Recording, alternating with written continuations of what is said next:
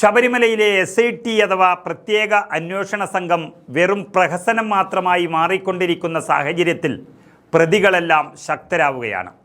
അയ്യപ്പൻ്റെ സ്വർണം കട്ടതിൽ പ്രധാനികൾ എന്ന് നമ്മൾ പറഞ്ഞതല്ല ഇവരെയൊന്നും. മുരാരി ബാബുവും അതുപോലെ ശ്രീകുമാറും വലിയ പുള്ളികളാണെന്ന് പറഞ്ഞത് ഇതേ SIT തന്നെയാണ്. അതുകൊണ്ടാണ് അവരെ അറസ്റ്റ് ചെയ്തത്. പക്ഷേ അവരുടെ കുറ്റം കണ്ടെത്തുന്നതിൽ തെളിയിക്കുന്നതിൽ പരാജയപ്പെട്ട അല്ലെങ്കിൽ മനഃപൂർവ്വം തോറ്റുകൊടുത്ത SITയുടെ പ്രവർത്തനം തന്നെയാണ് പ്രതികൾക്ക് ആത്മവിശ്വാസം നൽകുന്നത്. കുറ്റപത്രം സമർപ്പിക്കാൻ കഴിയാത്ത അല്ലെങ്കിൽ മനഃപൂർവ്വം വൈകിപ്പിച്ചു കൊണ്ടുപോകുന്ന SITയുടെ ആനുകൂല്യത്തിൽ ഒരു പ്രതി കൂടി ഇപ്പോൾ തലപൊക്കിയിരിക്കുകയാണ്. അതായത് ശബരിമല സ്വർണ്ണക്കൊള്ളക്കേസിൽ ജാമ്യം തേടിക്കൊണ്ട് ജ്വല്ലറി ഉടമയായ ഗോവർദ്ധൻ സുപ്രീം കോടതിയെ സമീപിച്ചിരിക്കുന്നു. ജാമ്യം നിഷേധിച്ച ഹൈക്കോടതി വിധിക്കെതിരെയാണ് ഉടമ ഗോവർദ്ധൻ സുപ്രീം കോടതിയിൽ ഇപ്പോൾ അപ്പീൽ നൽകിയിരിക്കുന്നത്. അന്വേഷണത്തോട് പൂർണ്ണമായി സഹകരിക്കുന്നുണ്ടെന്നും തൻ്റെ കസ്റ്റഡി ഇനി ഇവിടെ ആവശ്യമില്ലെന്നും തീരുമാനിച്ചാണ് ഗോവർദ്ധൻ അപ്പീൽ നൽകിയത്. ശബരിമല സ്വർണ്ണമാണെന്ന അറിവോടെയാണ് ഈ ഗോവർദ്ധൻ മുതലാളി സ്വർണം വാങ്ങിയത്. അതാണ് അന്വേഷണ സംഘം കണ്ടെത്തിയത്. അതായത് സ്മാർട്ട് ക്രിയേഷൻസിൽ നിന്നും വേർതിരിച്ചെടുത്ത സ്വർണത്തിൽ 150 ഗ്രാം പണിക്കൂലിയായി വാങ്ങി എന്നാണ് കണ്ടെത്തിയത്. ഗോവർദ്ധൻ്റെ കയ്യിൽ നിന്നും 470 ഗ്രാം സ്വർണവും ഇത്തരത്തിൽ കണ്ടെത്തിയിരുന്നു SIT. ശബരിമലയിലെ 474 ഗ്രാം സ്വർണം കയ്യിൽ കിട്ടിയപ്പോൾ തനിക്ക് കുറ്റബോധം തോന്നിയെന്നും പരിഹാരമായി ശബരിമലയിൽ സ്പോൺസർഷിപ്പിലൂടെ അന്നദാനത്തിനും മാളികപ്പുറത്ത് മാല വാങ്ങിക്കാനുമായി 20 ലക്ഷം രൂപ നൽകാനും പോറ്റി പറഞ്ഞുവെന്നാണ് ഗോവർദ്ധൻ മൊഴി നൽകിയത്.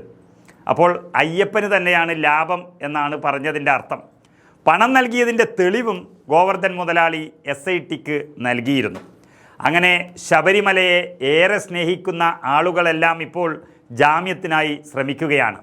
ഈ പറഞ്ഞത് ശരിയാണെങ്കിൽ അല്ലെങ്കിൽ അയ്യപ്പൻ്റെ സ്വർണം മോഷ്ടിച്ചിട്ടില്ല എന്നുള്ളത് വ്യക്തമാകുന്നതോടെ ഗോവർദ്ധനും ജാമ്യം ലഭിച്ച് കർണാടകയിലേക്ക് സ്ഥലം വിടും. പറഞ്ഞു വരുന്നത്, എല്ലാവരെയും പിടിച്ച് അകത്തിടുമ്പോൾ വലിയ രീതിയിൽ കള്ളനെന്ന് വ്യാഖ്യാനിക്കുകയും ക്രമേണ ഈ കള്ളന്മാരെല്ലാം പുണ്യാളന്മാരായി മാറുകയും ചെയ്യുന്നൊരു സ്ഥിതിവിശേഷമാണ് ഇപ്പോൾ ശബരിമലയിലെ അന്വേഷണത്തിൽ കണ്ടുവരുന്നത്.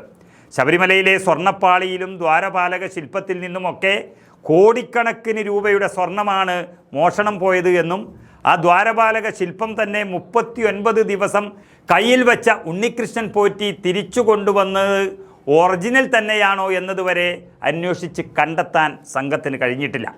ഒറിജിനലെല്ലാം കടത്തിക്കൊണ്ടുപോയി എന്ന് പല പ്രമുഖരും മൊഴി നൽകിയിട്ടും ഒരു തുമ്പും കിട്ടിയിട്ടില്ല അതെവിടെയാണ് ഉള്ളത് എന്നത്. ഗോവർദ്ധൻ എന്ന ഒരു ജ്വല്ലറി ഉടമ ഇതിനു പിന്നിലുണ്ടാകുമ്പോൾ ജ്വല്ലറികളിൽ വെച്ച് അയ്യപ്പൻ്റെ സ്വർണം മറച്ചു വിറ്റുവോ എന്നതെല്ലാം അന്വേഷണ വിധേയമാക്കേണ്ടതാണ്. അതിലേക്കൊന്നും അന്വേഷണം പോകാതെ ഇപ്പോഴും ഇങ്ങനെ ചോദ്യം ചെയ്ത് കളിക്കുകയാണ് അന്വേഷണ സംഘം. അതിനിടയിൽ ഓരോ ആളുകളും ഇങ്ങനെ ജാമ്യം തേടി രക്ഷപ്പെടുകയും ചെയ്തുകൊണ്ടിരിക്കുന്നു. ഇപ്പോഴിതാ രക്ഷപ്പെടാൻ പോകുന്നത് ഒരു ജ്വല്ലറി ഉടമയാണ്. കടത്തിയ സ്വർണമെല്ലാം എങ്ങോട്ട് പോയി എന്നറിയുന്നത് ജ്വല്ലറിയുമായി ബന്ധപ്പെട്ടവർക്കായിരിക്കും എന്നുള്ളതിനാൽ പുറത്തേക്ക് കടത്തിയതിൽ ഒരു തുമ്പും കിട്ടാത്ത സ്ഥിതിക്ക് ഗോവർദ്ധൻ്റെ ജാമ്യം എന്താകുമെന്ന് ഉറ്റുനോക്കുകയാണ് വിശ്വാസികൾ.